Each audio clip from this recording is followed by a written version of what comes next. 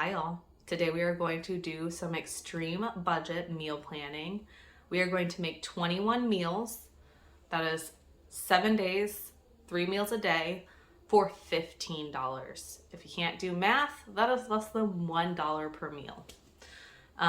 Yes, I look slightly homeless today. I'm not wearing any makeup and I didn't feel like doing my hair. Do I care? No. Should you? No. If it bothers you, fix yourself. Anyways, I'm not going to tell you the importance of budgeting because I feel like it's kind of intuitive. Like, budgeting is good to help you manage your money. But I will tell you why you should meal plan because I don't think that is intuitive. Reason number one, it saves you time. I spent 2 hours making all of the food on a Sunday morning, and that's all I had to cook for the entire week. Not really, because I have a family of 4 and we really ate all the food in 3 days, but if you are feeding just yourself, seven days of meals in 2 hours is a pretty good,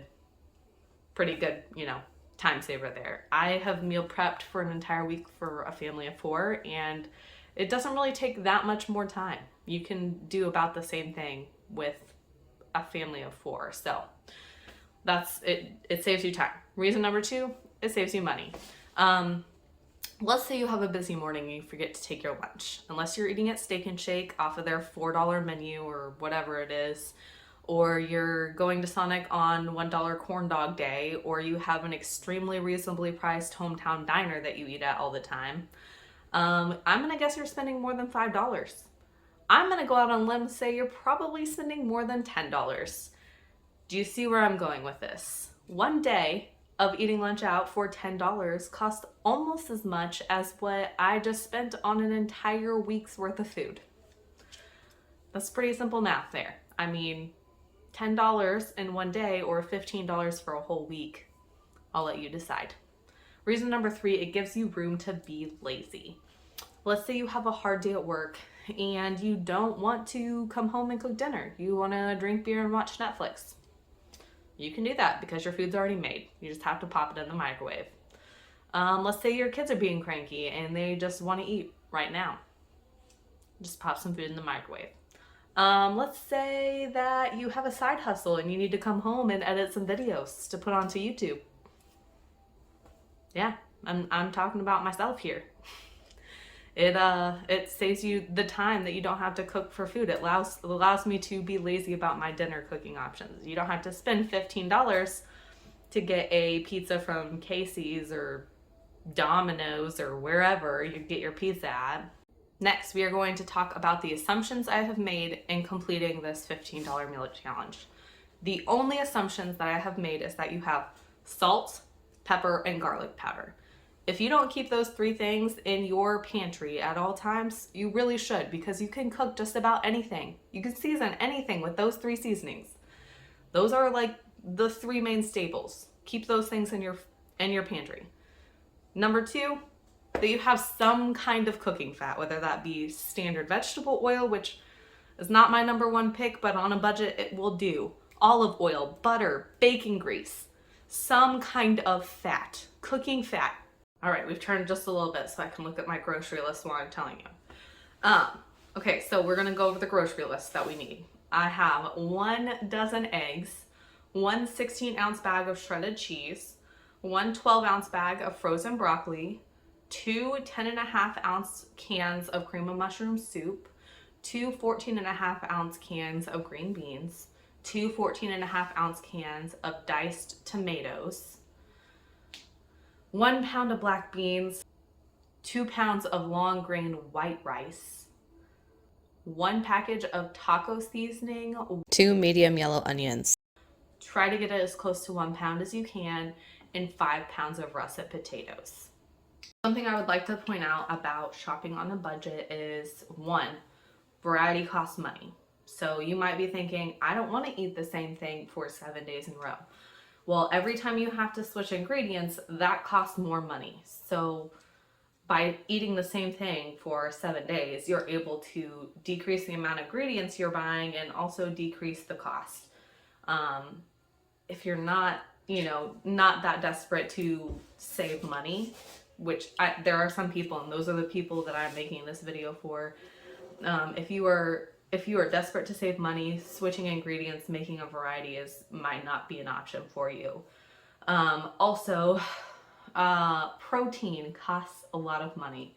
That is probably the most expensive item on your grocery bill. Protein is very expensive, especially right now. Like, chicken prices are freaking me out, man. Like, oh, they're so expensive. Anyways, so protein is very expensive. If you are on a budget, you're gonna have to work to get your protein from other less expensive options. Those options might be cheese or beans or peanut butter. Those are all great options to add some protein to your diet without having to spend the money to get meat. And lastly, the calorie count for this grocery list is about 10,500 calories. Over 7 days, that's about 1,500 calories a day. That is about enough for a normal human to, be satiated on. And that doesn't even account for the fat that you're going to cook your potatoes with. If you cook your onions in fat, that'll add some fat. About 2 tablespoons of olive oil has about 235 calories. 2 tablespoons of vegetable oil has 250 calories. So if you're needing more calories to give you a little extra energy, if you've got a highly active life, you're going to want to add more calories, and you can do that by adding fat. You can argue with me, but I'm of the opinion that eating fat does not make you fat. I've done a lot of research over the last year because of some health issues we've had in our family, and you're not going to convince me otherwise. Eating fat doesn't make you fat. So, anyways, if you're needing extra calories because you have a highly active lifestyle, add some extra fat. It'll help keep you satiated longer and give you more energy. You won't feel that like drain of energy after your body's used up all the calories that you have in your system. All right, here is my receipt after going grocery shopping, and here's everything we purchased except for the frozen vegetables because I forgot to get them out and I didn't realize it until I had already started cooking.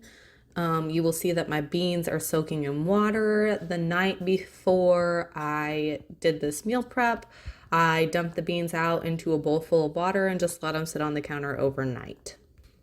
You do not have to do this, but it definitely cuts down on the cook time of your beans if you do. All right, now we are going to cook our rice and beans.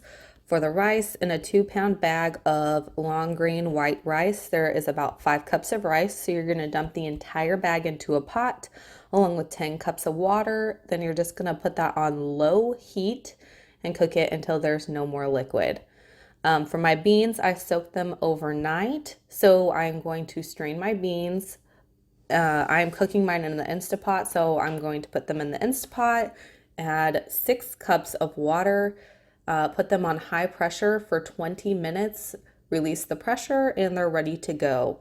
You can cook these on the stove top. I have done that before. You will strain your beans, add them to a pot, put them on high heat, add your 8 cups of water and bring them to a boil. Once they start boiling, you will reduce the heat to a medium-low temperature and let them simmer for an hour and a half. And then you will strain them and they'll be good to use. You can also cook these in the crock pot. However, I have never done that. So if you want to go about it in that manner, you'll want to Google how to do that. All right, while we are waiting for our beans and rice to cook, we are going to prep some ingredients. We're going to start with our onions. 1/4 of an onion is going to be finely diced and put in the bowl that we are going to make cheesy broccoli rice with.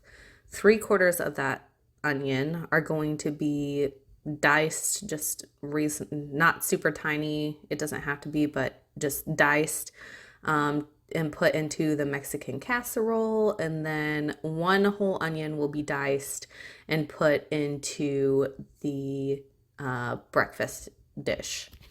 So I have 3 bowls or 2 bowls and 1 Dutch oven. 3/4 of one of the onions is going into 1 bowl. 1/4 of an onion is going into the other bowl, and then 1 whole onion will go into my Dutch oven to be cooked with my potatoes. To the bowl with 3/4 of an onion, I am adding the 1 packet of taco seasoning and 2 14.5-ounce cans of diced tomatoes.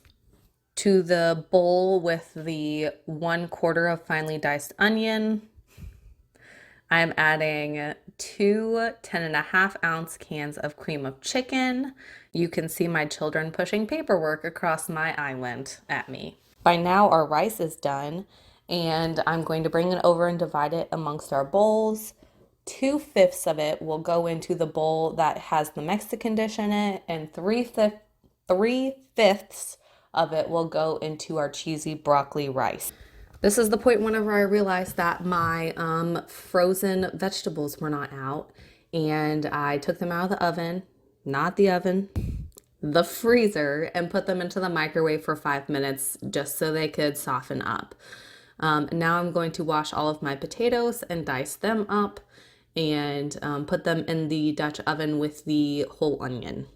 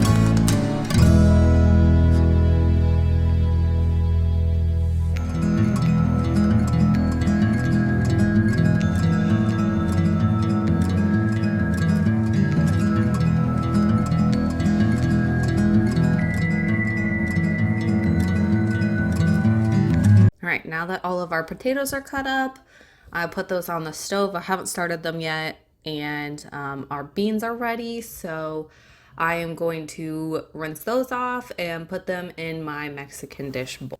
Our steamed vegetables are also done, so I'm gonna dump those out on the chopping board and dice those up so that they can be evenly mixed into the cheesy broccoli dish.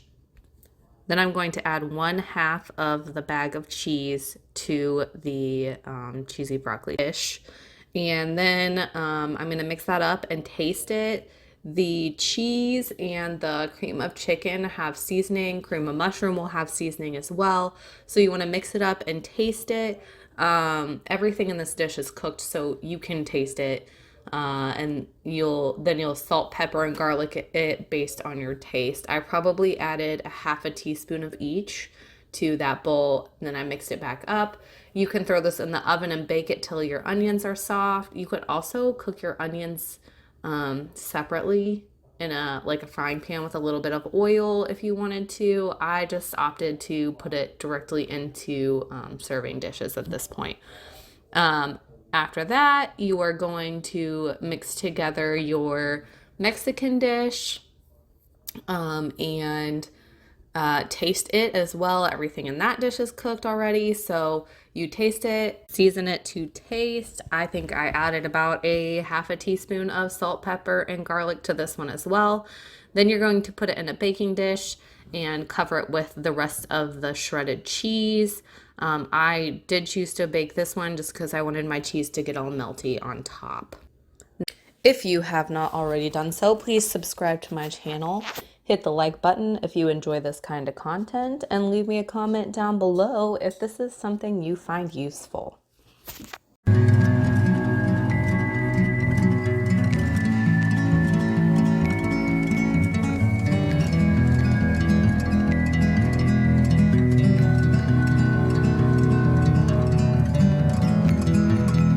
Now that we have those two dishes pretty well finished, I am going to crack my 1 dozen eggs into a bowl and scramble them. I'm going to add about a teaspoon of salt, pepper, and garlic to that, whisk it together, and then we're going to go over to the stove. I am using bacon grease in this just because bacon grease has really good flavor. You can use whatever kind of cooking fat you want, olive oil, vegetable oil, butter, bacon fat. If you have bacon fat, I strongly recommend it just because it gives it a good flavor and it helps cook your potatoes. So after I've started cooking the potatoes, I cover them up, let them cook for a little bit longer, throw on some salt, pepper, and garlic to taste. I'm not sure how much I put on these. You'll just do it to your taste. Just start with a little bit, taste it. If it's not strong enough, add a little bit more. And then in my other pan over here, I put a little bit of bacon grease. And then once that gets melted, I will throw in my scrambled eggs and cook those until they're to my liking. They're already seasoned. You're gonna cook them low and slow. That's the way to get the best eggs. To the potatoes, I added about a 1/4 cup of bacon grease, and to the eggs, I added about 2 tablespoons of bacon grease. Like I said, you can use whatever type of cooking fat you want. You want to stir your potatoes occasionally so that they don't stick to the bottom of the pan. Otherwise, you will have a thick crust of potatoes burnt onto the bottom of your pan. Once your potatoes are done cooking, you are going to turn off the heat, and then you're going to strain your 2 cans of green beans and add them to the potatoes, mix them well, and that is it for the potatoes.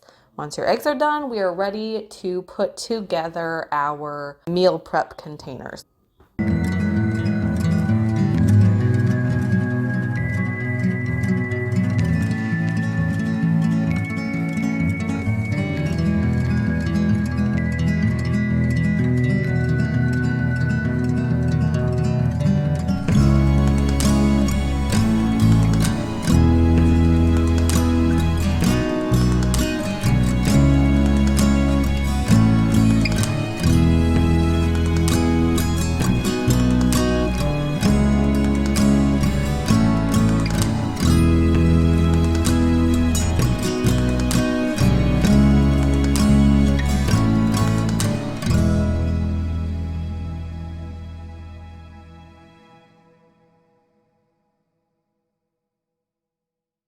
All right, now we are going to assemble our meal prep containers. For breakfast, we are doing the potato and egg breakfast bowl. So we're going to divide the potato and green bean mixture amongst 7 containers and then top it off with 1/7 of the scrambled eggs. These potatoes did get a little bit more done than I planned, but they still tasted delicious.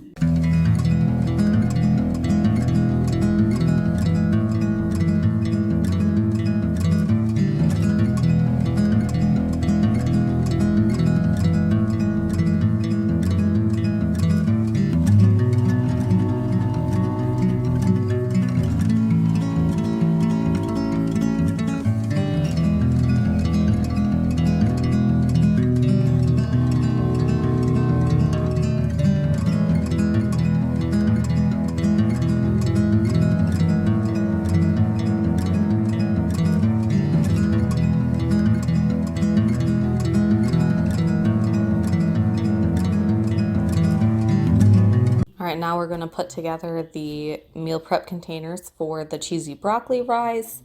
This one's super simple. Since we didn't bake it, we're just going to divide the mixture into 7 meal containers, and that's it.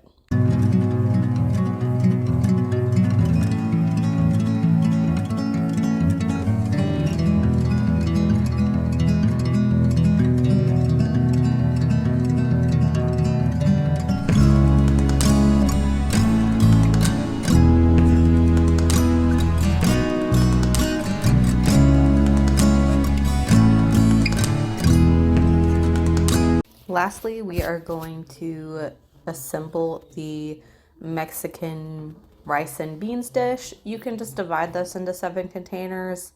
I actually made 8 containers with this just because I thought it was a lot for 7 containers. But you can definitely just divide this into 7 containers if you'd like.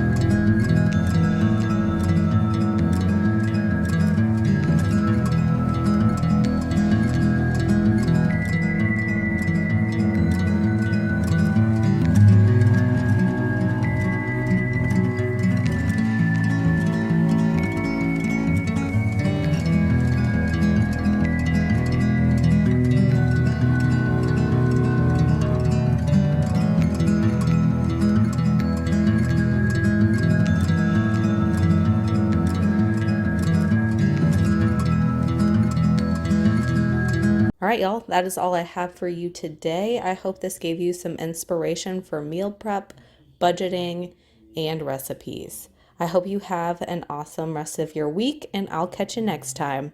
Bye, y'all.